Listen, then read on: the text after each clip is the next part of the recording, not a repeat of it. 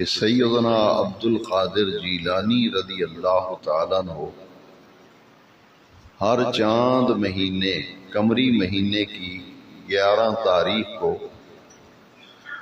ایک محفل پاک کا اہتمام کرتے تھے۔ جتنے لوگ بھی آپ سے بیعت ہوتے تھے تو بیعت ہونے کے بعد تعلیم اور تربیت، یہ دو چیزیں بہت زیادہ ضروری ہیں۔ جب تک بیعت ہو جانے کے بعد تعلیم اور تربیت سے مرید رغبت، شغف اور شوق نہیں رکھتا تو بیعت ہونے کے بعد وہ اسی جگہ کھڑا رہتا ہے پہلے دن جس جگہ کھڑا تھا۔ لیکن بیعت ہو جانے کے بعد جب وہ تعلیم حاصل کرتا ہے اپنے شیخ سے، اپنے مرشد سے تعلیم لیتا ہے، تربیت پاتا ہے، تو جیسے جیسے تعلیم و تربیت حاصل کرتا جائے اس کی زندگی میں نکھار پیدا ہوتا جاتا ہے اور اس کی زندگی میں عملی کیفیت پیدا ہوتی ہے کہ وہ دین کے راستے میں آگے بڑھنے کے لیے، اللہ کے راستے پر آگے بڑھنے کے لیے دو چیزیں تعلیم اور تربیت یہ انتہائی ضروری ہوا کرتی ہے۔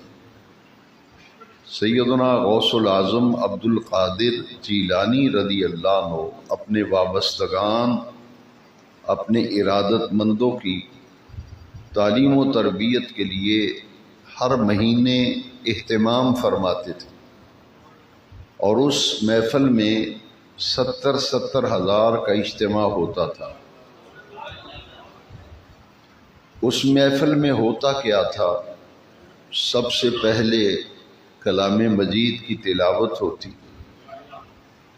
اور عربی زبان میں نبی کریم صلی اللہ علیہ وسلم کی نعت شریف پڑھی جاتی اور اس کے بعد پھر آپ قرآن و حدیث کا درس دیتے تھے۔ قرآنی آیات اور احادیث بیان فرماتے جس سے مریدین کی اصلاح ہوتی تھی، ان کی تربیت ہوتی تھی، اور ان کے درس اور ان کے خطاب اور ان کے وعظ میں خاص بات یہ تھی کہ ہر آدمی ان کے بیان سے اپنی زندگی پر نظر دوڑاتا تھا کہ میری زندگی میں کہاں کہاں کمی ہے، کہاں کہاں خرابی ہے، کہاں کہاں کمزوری، نقص اور گڑبڑ ہے۔ وہ اس خطاب، اس درس اور اس بیان کی روشنی میں وہ اپنی زندگی پر نظر دوڑا کر اپنی خامیاں دور کرتا تھا، اپنی کمزوریاں دور کرتا تھا، اپنے نقص دور کرتا تھا اور اپنی اصلاح کرتا تھا۔ یہی وجہ ہے کہ جو بے نماز تھے وہ نمازی بن گئے، جن کی زندگی میں غفلت تھی، سستی تھی، لاپرواہی تھی،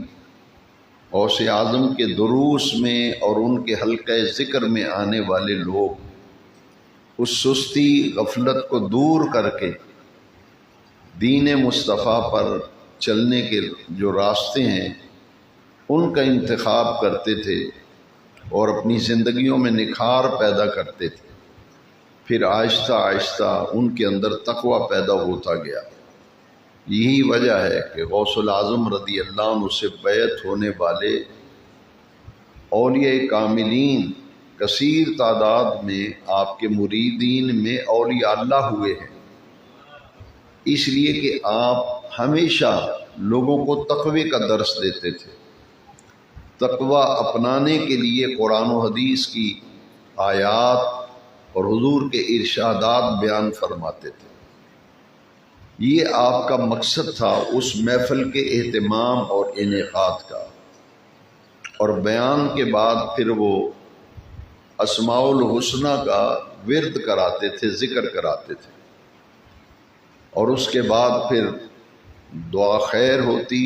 اور دعا کے بعد دسترخوان بچھ جاتا اور جتنے بھی حاضرین اور سامعین ہوتے تھے ان کو کھانا کھلایا جاتا، طعام کا اہتمام ہوتا،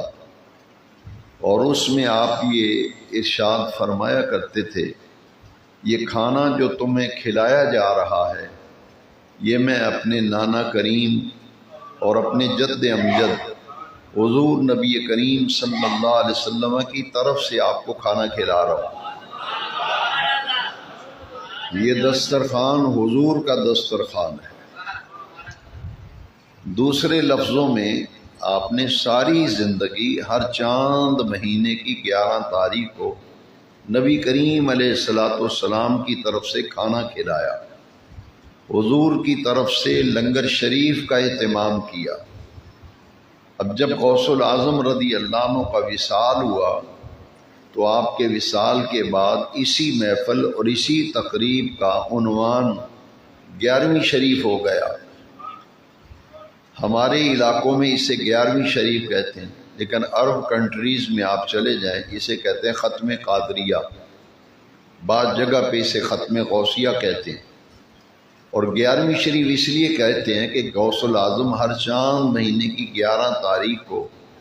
یہ محفل کیا کرتے تھے، حضور کی طرف سے کھانا کھلاتے تھے۔ جب غوث العظم کا وصال ہوا تو اب اس محفل کی نسبت غوث اعظم کی طرف ہو گئی۔